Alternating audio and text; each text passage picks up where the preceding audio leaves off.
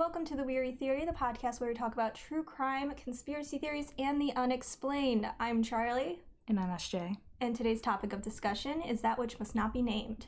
Skinwalkers. Skinwalkers. Now, we're not really supposed to say the name because it's said to bring bad luck to those who say it. I know, I feel like we're kind of playing with fire, but it's like... It's not going to stop us. Yeah, no, we're still going to do it. Now, before we dive into our topic of discussion, we're going to talk a little bit about how this podcast works. At the beginning, we decide on a topic, then we split up our research and present it to each other and to you guys. For instance, in this episode, I will be doing all the background research, the history about Skinwalkers, and the lore, where SJ will be telling you 3 separate stories, all relating to Skinwalker activity.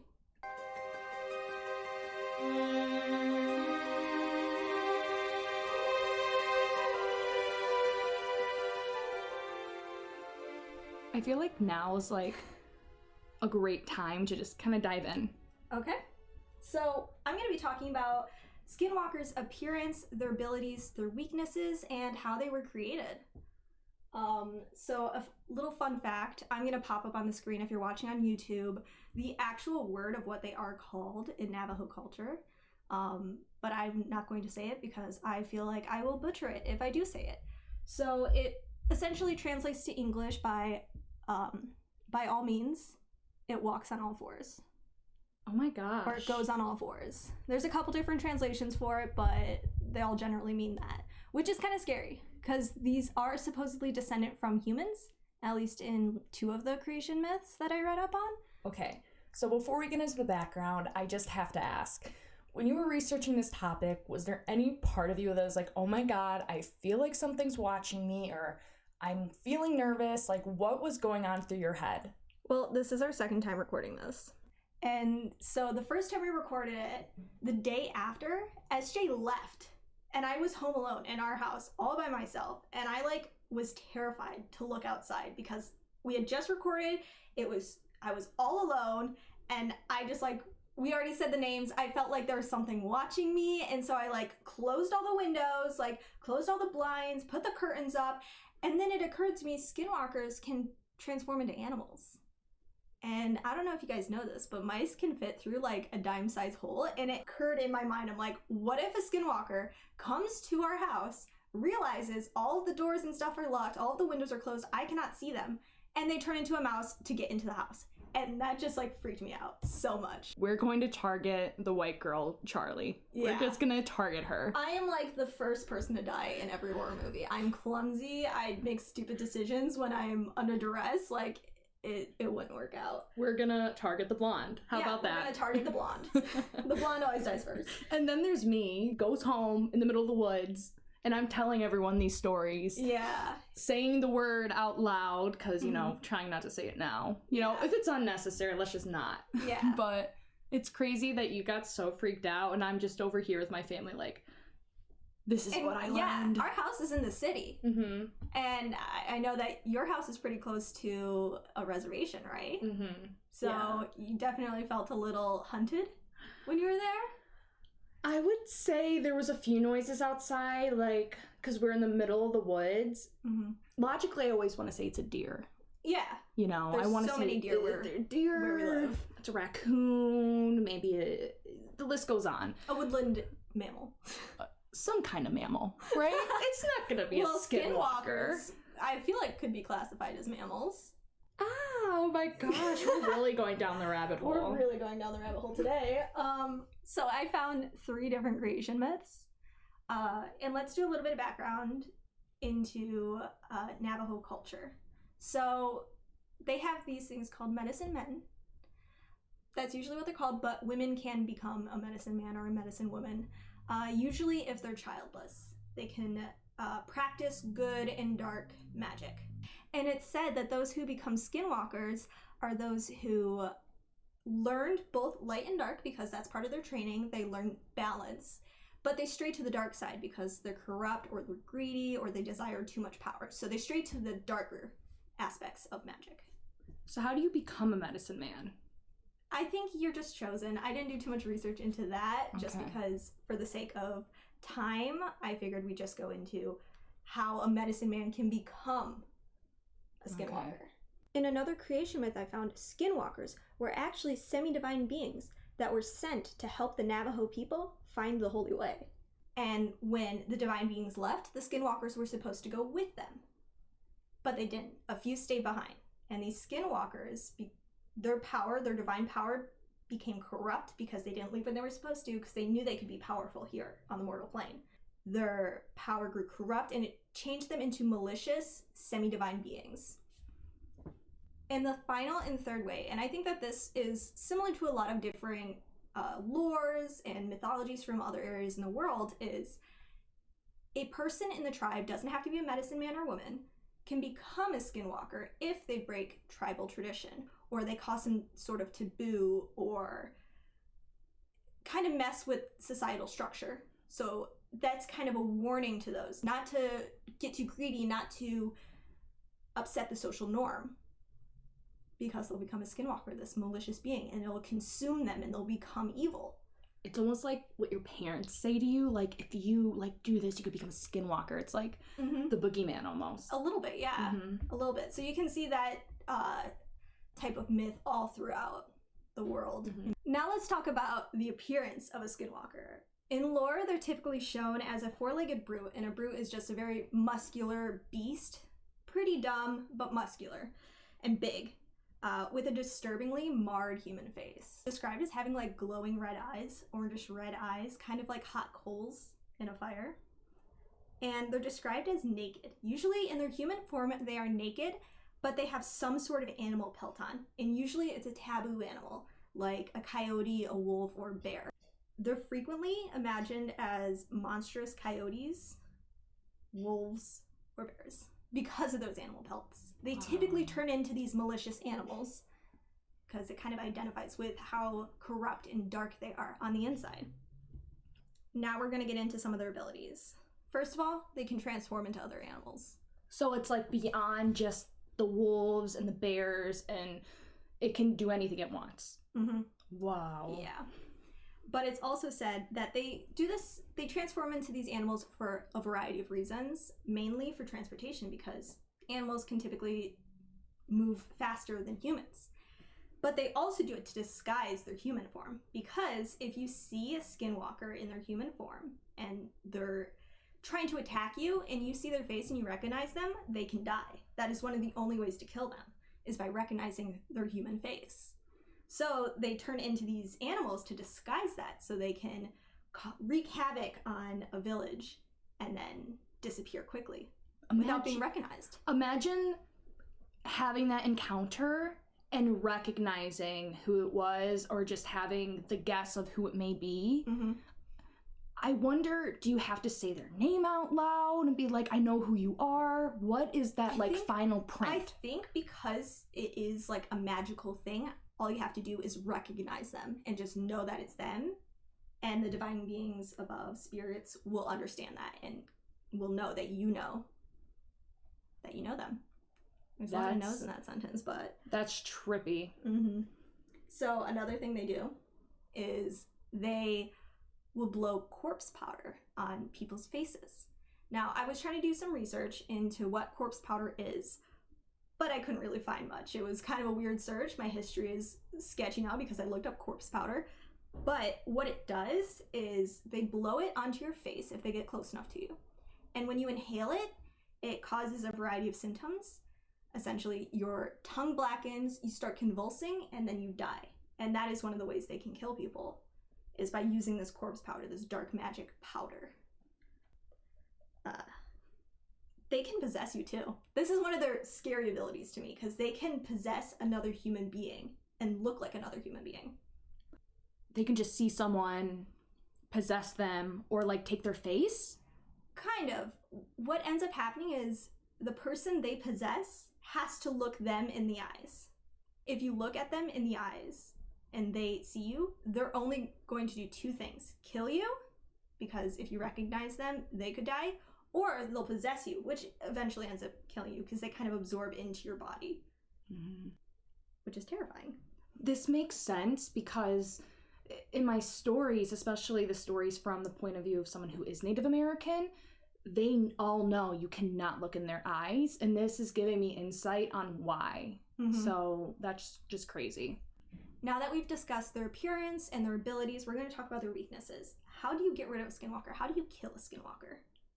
Well, the first one we already talked about before. If you see their face and recognize them, they can die.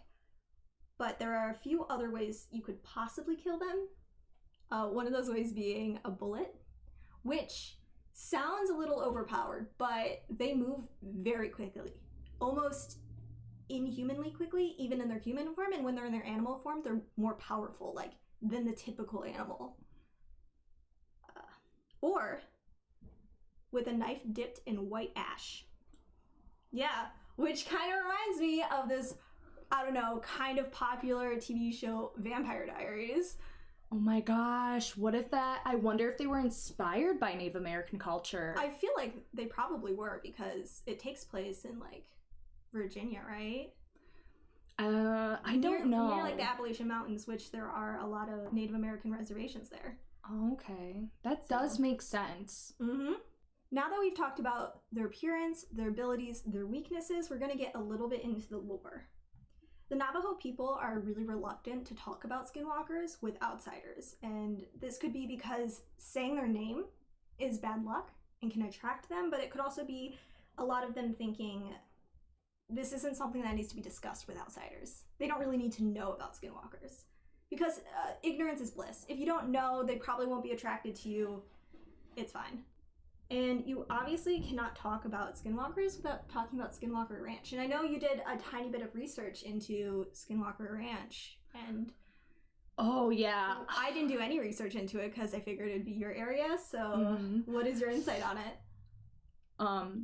When you look at the title Skinwalker Ranch, you would assume it's all about skinwalkers, but the further I got into research, I realized it's about UFOs, it's about poltergeists, it's about animals being mutilated and not knowing how, and there have been skinwalker sightings, but it's so much. It's just a hotspot for paranormal. It's a hotspot for paranormal activity. Not just Skinwalkers. Yeah. Okay. One more point I want to make before my segment is over and I hand the mic over to SJ was that during my research on the creation of Skinwalkers, I noticed quite a few similarities between that and the creation of Sith Lords in Star Wars. You have these people who are meant to do good, but the power that they have, I guess. But why would you want to be a Skinwalker? What is the benefit of being a Skinwalker? Power. Really? Humans always want power. That's why greed is one of the 7 deadly sins. People want power. They want more than they are. Wow. Their ambition is a lot of people's downfalls. It's a lot of their fatal flaws. Wow. I keep saying wow because honestly, as you continue on with all this information, it is connecting to my stories. And I think that you guys are really going to enjoy them because now you guys are going to get the full image of things. Yeah, you now know the background, you know what they look like, you know their abilities, their weaknesses, tiny bit of background lore. I think it's time for those stories. Everyone, if you believe in something, grab your crosses. If you don't, grab your blankets, pillows, stuffed animals.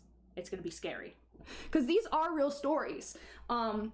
But I have decided that we're gonna start with Will's story because Will is A, Native American, and B, his story is so relevant, especially with all the information you gave us, which I wanna say, I had no idea that Charlie was going to have all this information. We don't share anything, and as you're telling me everything, I'm like, oh my gosh, his story is real. Like, I have full faith in Will. I want all of the viewers to know that, for one, I have no idea the information that Charlie finds.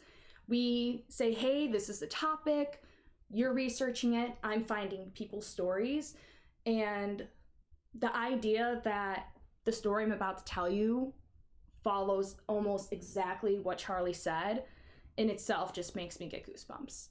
Yeah. So I'm excited to hear them. And I don't know what stories she's going to tell.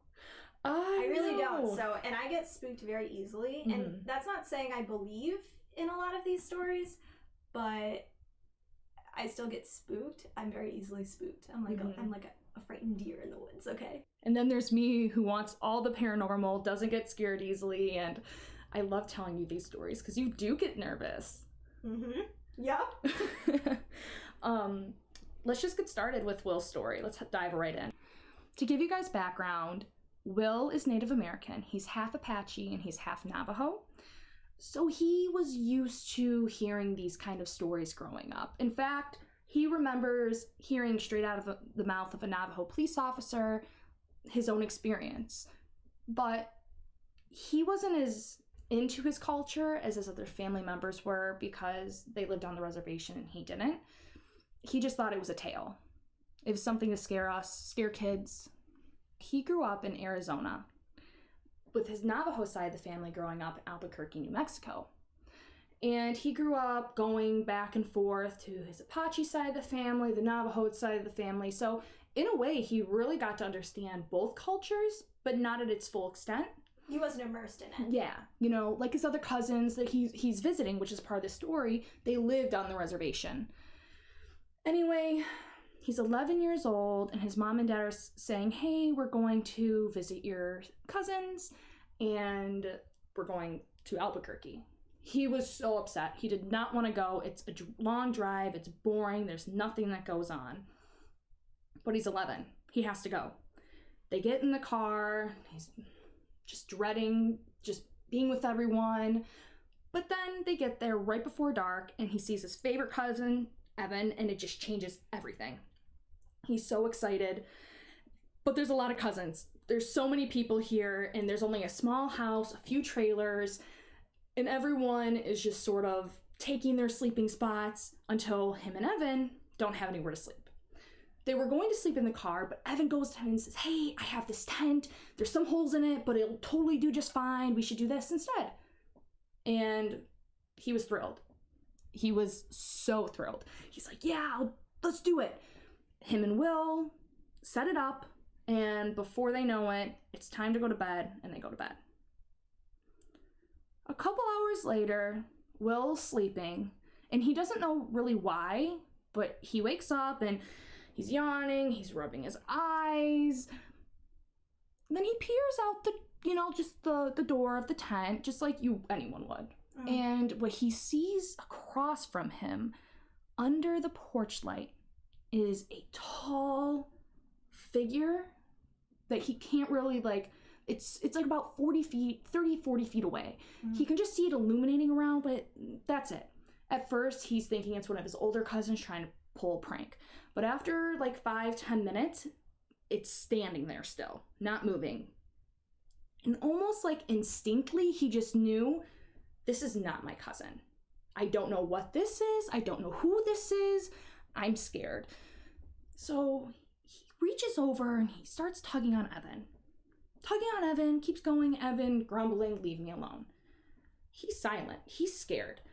He shoves him some more. Evan turns over and says, what do you want? And he, not saying anything, he takes his finger and he points slowly across.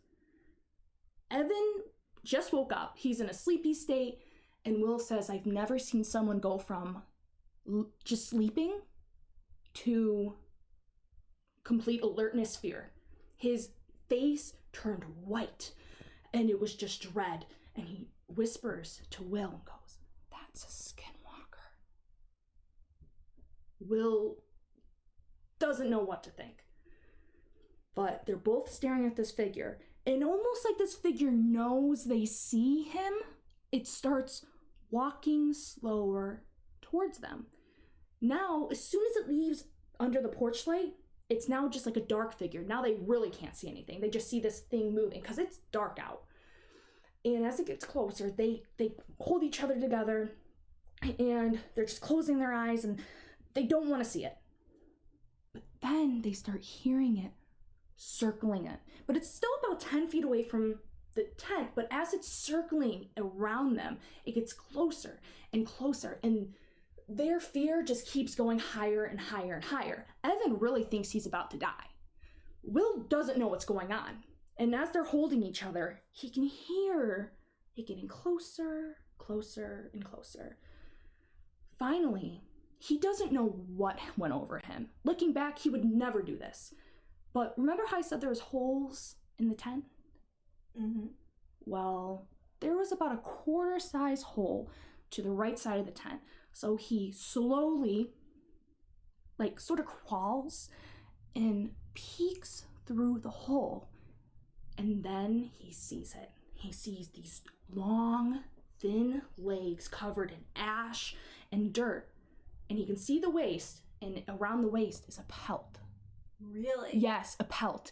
Okay. And remember how you said that you cannot look in their eyes? Yep. He remembers how his aunts would say, you never look in their eyes. You never look in their eyes. Mm-hmm. Luckily for him, I don't know if I can say luckily for him, but the Skinwalker was so close that he didn't see anything besides his upper half. Like, the only lower half is everything he saw. Mm-hmm. As soon as he sees it, remember, I'm slowing this down, but as soon as he sees it, he scuffles back to his cousin, and Evan doesn't say anything. Evan sees that he did that. They go under their sleeping bags, and they're just holding each other, and they stop hearing the walking. They stop hearing the walking. They don't hear it walk away. They don't hear it come closer. They know it's standing there. Oh my God. Uh-huh. Ugh, no. I know. Nope. And remember, you have to understand, this is an 11-year-old boy. 11-year-old boy, he doesn't believe in this, and it's coming right at him. Mm-hmm. It's really scary. He has so much fear, and he just remembers holding on to Evan and then both falling asleep. After, he thinks it was hours. We don't know, and I'm sure if anyone was in a similar terrifying situation, It'd feel like hours. it does feel like hours. Yeah. Fell asleep, and that was it. The next morning, Will wakes up. He thinks around 5 a.m., and when he wakes up, there's dew on the ground. It's like this humid, wet kind of air, and he remembers rolling out of the tent, completely forgetting about what happened the night before. But as soon as he went out of the tent, he saw footprints. And not footprints with shoe footprints, like if you took your shoes off, bare feet. Yeah. Barefoot. Okay. So, and at first, he thought that's weird, and then like a bulb in his head, he's like, oh my God, that was real last night. Scared again. It's like all the fear he had the night before is still in him, but now there's evidence of what he saw. So he decides, I'm going to track this trail. And he doesn't wake up Evan. He doesn't wake up anyone. He just is so scared, but also excited that there's a trail, and he wants to see what it is. So he sees that this trail of circle leads off to the mountains to the right. And he starts walking, and he's about a football field away. And then he starts noticing the footsteps are changing. Instead of just bare feet, now handprints are going, like this animal, after it was super far away, was like going back into like an animal or walking like on all fours. And then as he kept going farther and farther, like he's really far at this point, he sees that the footprints get smaller until they mimic coyote footprints. Ooh. And then as soon as he noticed like this transformation, because keep in mind, he's 11 years old. This is a lot to wrap your head around. It was like that wave of fear came over him, and he started looking around. He feels like, I'm being watched. So he turns around and starts walking back to the house. And then he starts jogging. And then he's in a full-blown sprint. He thinks something's behind him. He's coming after him. He's so scared he runs back. Then he goes and wakes up Evan.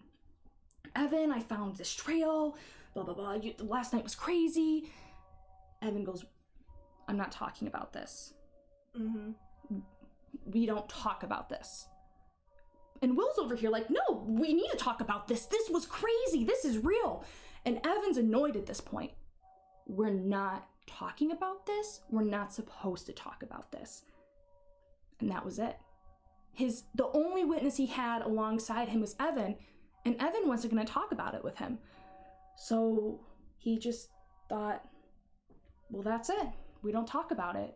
Which is why that this was actually the first time he came forward and said, this is my story. Because for so long, you don't talk about it. It attracts, saying Mm-hmm. them and talking Yeah. about Skinwalkers brings them to you. And if Mm-hmm. you know that one is in the area, Mm-hmm. you don't talk about it. No, you don't talk about it. Makes sense? But now I have some theories, like, why didn't the Skinwalker kill them? Why didn't the Skinwalker, I don't know, just, there's a lot of mystery to it because, like you said, if the Skinwalker sees you or whatever, you can get ash thrown in your face, you can get possessed. I wonder what was going in the mind of the Skinwalker. I wonder if the medicine man has control when he's in the Skinwalker form. I don't think there's a difference between the medicine man and the Skinwalker. I think it's the medicine man turns into the Skinwalker and that's all he is now. Whoa, I thought they transformed from human to... Well, Skinwalkers can be in a human form, but they're still Skinwalkers. Okay. So it's still, that is what they are. You know what I mean? How did you think about this story? I am very creeped out because I've seen similar things, but I attribute it to, I have really bad eyesight, and when I'm sleeping in tents, I camp a lot. When I'm sleeping in tents and it's that eerie kind of lighting out, I can't really see because I don't have my glasses on, I don't have my contacts, and it's the middle of the night. You just kind of see shapes. And I've been sitting in a tent looking out through the screen, and I'll see what I think is a humanoid shape in the woods. I just roll over and go back to sleep. So I'm like, you know what? If they're gonna hurt me, they're gonna hurt me. Being afraid and dwelling on it is not gonna help. You're not a Will. I'm not a Will. I'm not gonna peek through the hole in the tent and just try to figure out what it is. I'm like, nope, I'm going back to bed. I do not want to deal with this. I'm ignoring all my problems. Oh, honestly, who knows? Maybe if he didn't wake up, maybe the Skinwalker would have just went on its way. Well, there's this thing I was told about the other day. I don't know how true it is, and it's a little bit of a tangent, but you know when you're sleeping and you just wake up in the middle of the night for no reason? Well, apparently while you're sleeping, your eyes open every, I think, 20 to 30 minutes, and they like register your surroundings in your sleep. You're completely unconscious of what's happening. Your eyes open, you look around, nothing's moved, you fall back to sleep. But sometimes when you wake up in the middle of the night, it's when your eyes open, looked around, and you saw something move, or you saw something that like triggered a response to go, wake up. So like that's what happened. Why he happened. woke up is his eyes did that thing where he was looking around, not really seeing, but your body does its whole system of things while you're sleeping. You really don't know what you're doing. And it took maybe seeing that thing through the screen. Oh, it had to. And woke him up, said, danger, wake up. Because that's what humans had to do back early evolution. That's what you had to do. You had to wake up in the middle of the night, look around, see if there's danger, go back to sleep. And we're not conscious of it because we're like really asleep. It's like how we don't remember dreams. Doesn't mean we're not dreaming, we just don't remember them because our brain is just on self-cleaning mode. But I thought that was really creepy that your eyes open in your sleep, and because I'm someone, I wake up a lot in the middle of the night. Like, I almost never sleep the entire night through. I wake up a lot. So that really creeped me out. I'm like, oh my God, I'm haunted, and there's like faces I'm seeing somewhere or movement in my room somewhere, and it's waking me up. That scares me. Like, that scares me more than this story scared me. Yeah, I remember my friend telling me about it, and I was like, well, now I'm not sleeping tonight because I'm just going to be so freaked out that if I do wake up in the middle of the night, that means someone's like watching me or something. I don't know. I feel like it's a very common fear of like someone watching you when you're sleeping and not knowing because you're in such a vulnerable state. Yeah. I feel like my next story is not as a banger, I would say. Like, it's not as like, oh my God, but it does make sense, again, surprisingly, with your research. So let's just get right into it. This is Phil's story. Phil is not his real name. I just want to put that out there. This is not... None of these people are using their real names. Yeah, we don't... Yeah. Privacy concerns. Yeah. Phil, give you background. Phil grew up on a farm his entire life. Goes away to college, whatever. It's winter break and he comes back. And especially this winter break is different because his parents are gone for a few days. And they give him the whole, hey, watch the farm. And Phil's like, whatever. He knows exactly what to do. And that night, he has the whole house to himself. And he's about to get in bed. Like, he's literally getting to his boxers, hopping in bed. And as soon as he sits on his bed, he starts hearing howling and mooing and all these noises. But more specifically, he's hearing that the cows are in distress. Then he remembers his dad telling him when he came home, oh my God, these feral dogs are just ruining everything. They're getting into the cattle. And he already knows, oh God, I have to go outside in the cold. And he doesn't give us the exact location, but what he does tell us is there's a lot of snow on the ground. It's cold out. So he doesn't have the opportunity of just going outside. He has to put his boots on, his snow pants on, his jacket on. He grabs his shotgun and grabs extra ammunition. Leaves the front door, and this is where he feels like something was off. As soon as he got outside, it was like something was in the air. He felt super eerie. And remember, he grew up on a farm. He's used to having to go out at night to check on things, look at things. He's not as scared of his property that he grew up on. But it was like the clouds were heavy and there was barely any moonlight, but when the moonlight did come through, it really illuminated everything because it was snow out. So he did see everything clearly, but he just felt really weird. But he has to ignore these feelings. He's hearing there's distress, so he goes to I think he said the cattle gate, goes through the cattle gate, and he's walking into the field. He's walking, and then he sees two large, we're not talking wolves, we're not talking coyotes, we're talking think dire wolf mixed with a wolf, so not like insane. So like Twilight's werewolves. Yeah. Got it. Super big. He's never seen before, but it didn't really register for him. He just saw two big dogs and thought, well, I'm gonna shoot them.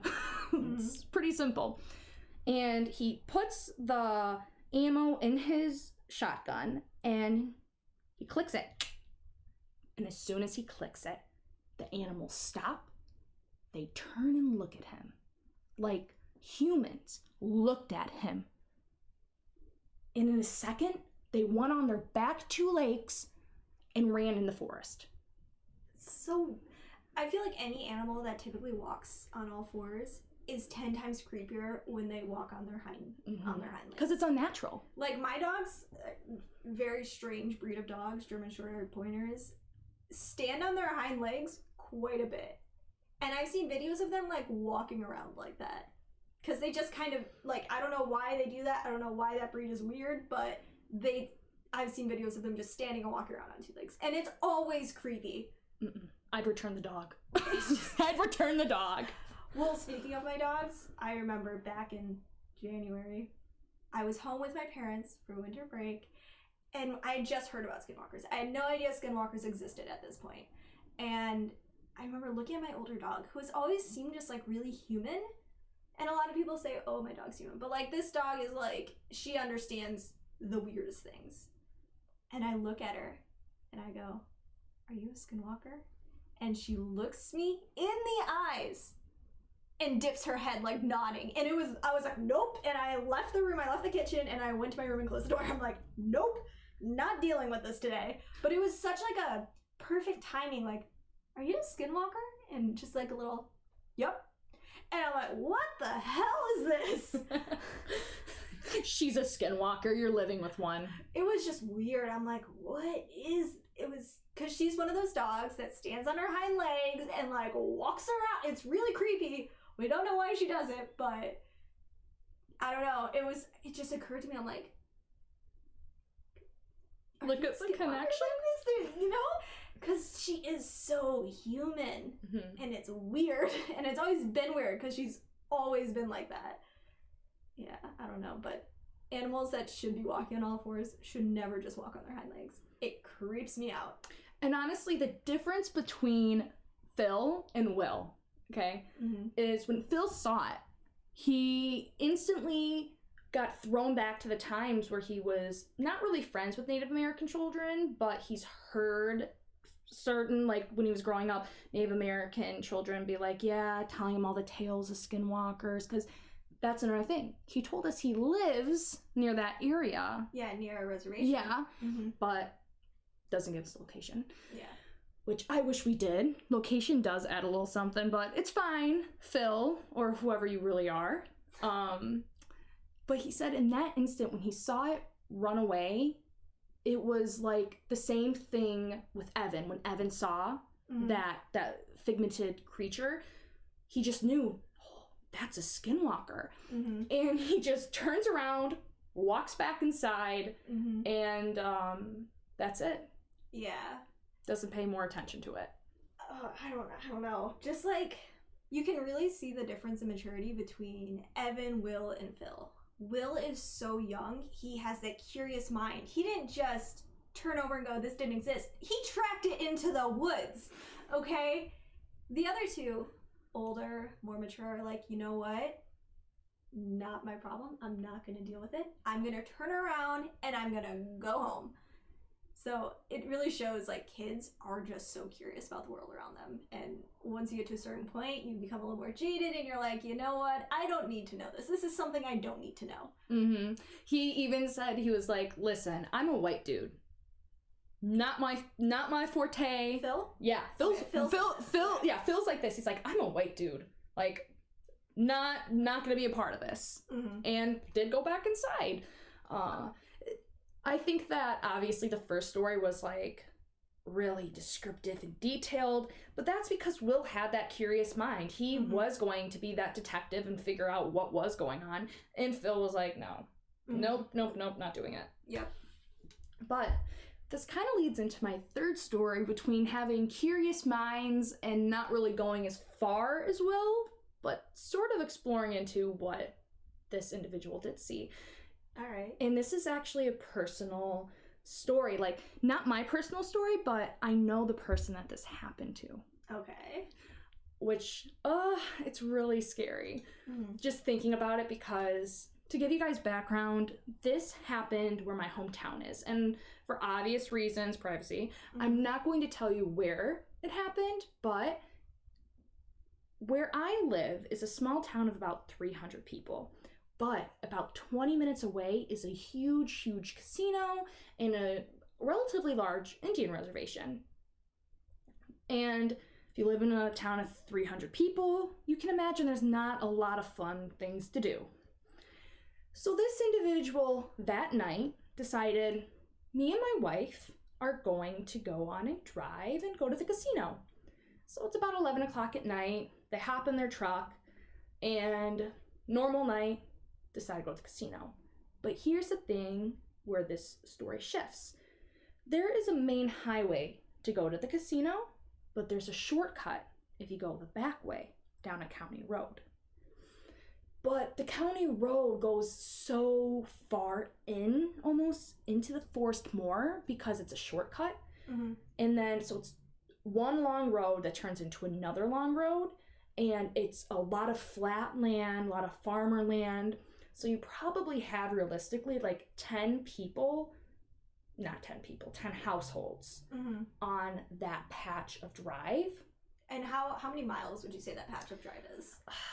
Probably like 10 miles on each road. So 10 miles, and you take a turn, another 10 miles. And then you're finally on the highway right near the casino. Yeah.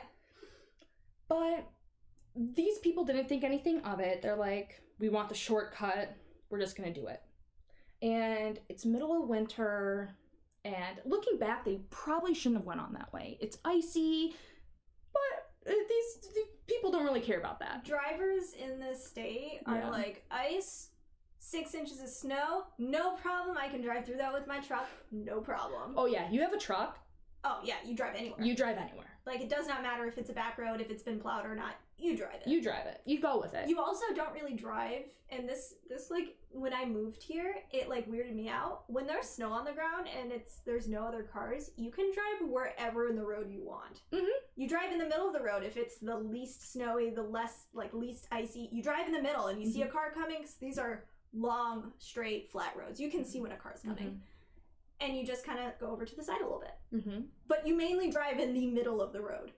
Oh, I do that all the time. Weird. That's so weird to me, because I came from a place where you never drive in the middle of the road, like, because it's all curvy. I grew up in a very curvy road area, not just straight roads that go on for miles and miles and miles. Not like this one. Yeah, so curvy roads, don't drive in the middle. But straight ones, you just drive in the middle. It's the safest way to do it, and that's that. And I don't really know about like specific weather conditions. I just remember them telling me probably shouldn't have went the way, but we foolishly did. Mm-hmm. And obviously they didn't know what they were going to see. Mm-hmm. But anyway, they take the other turn and they're going down the shortcut. And they're driving, they're listening to music, they're bickering. Their wife and husband, they're bickering, they're talking about politics, news, whatever. They're so into the conversation that they're having. They get to the end of the road and now they're taking the final turn.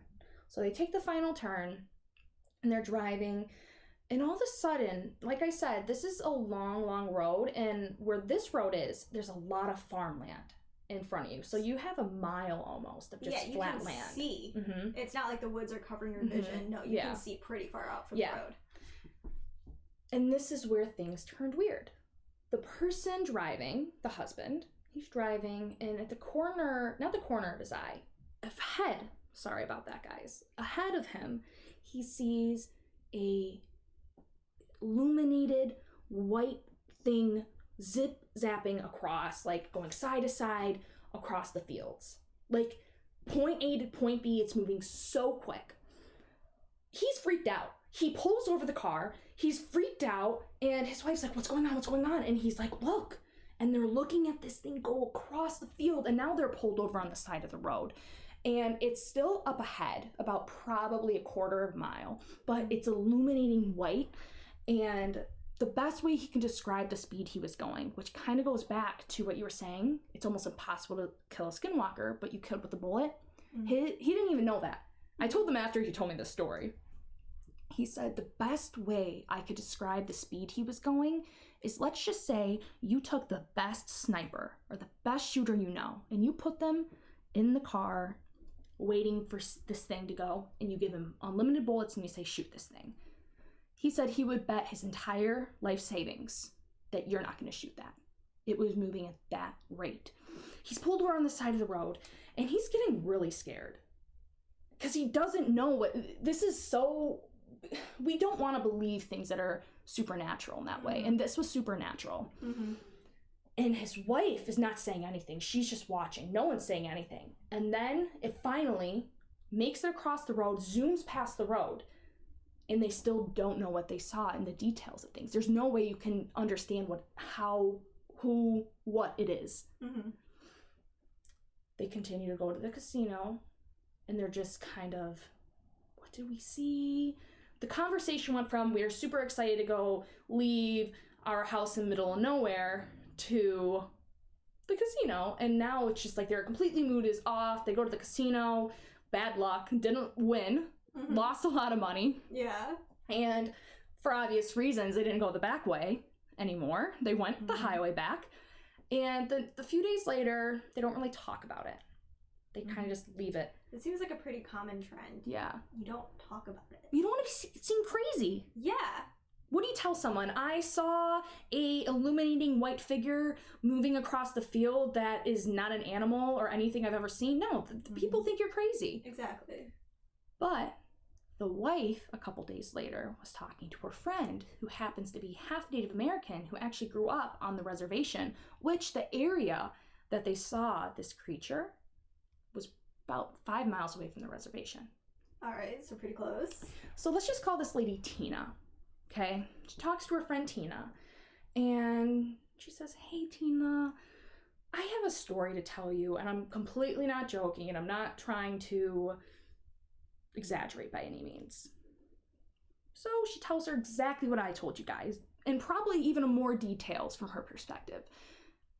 Suddenly, Tina goes, I've seen that before. That's a skinwalker. You've seen a skinwalker. Oh. And she gave sort of the, not to your extent of a background, but more like, we've seen this thing before. I've heard people seen it as well. And it's just a part of it. We don't talk about it. You see it. That's what happened. But luckily for the wife, Tina told her almost like all things that she's heard before and other things. So the wife goes to her husband and says, hey, I kind of think I know what we saw. And little did she know that the husband was already doing research into it, was like, I saw this. And he didn't want to freak out his wife, and she didn't want to freak out him. And they ended up both researching it, and they both came up with the same conclusion. They saw a skinwalker. That's just extra scary. Like, going into, at the beginning of the podcast, we talked about how I was scared to be here all alone after a first time recording it. And it's because we live pretty close to this location. Like, I know we live in the city, but we live pretty close to, like, where that story happened. I don't know, it's just... It is really scary, and the source that I heard this from is, these people are not one to just exaggerate. This is a story that we are super lucky to be able to hear. I think it just shows us how little we know is out there.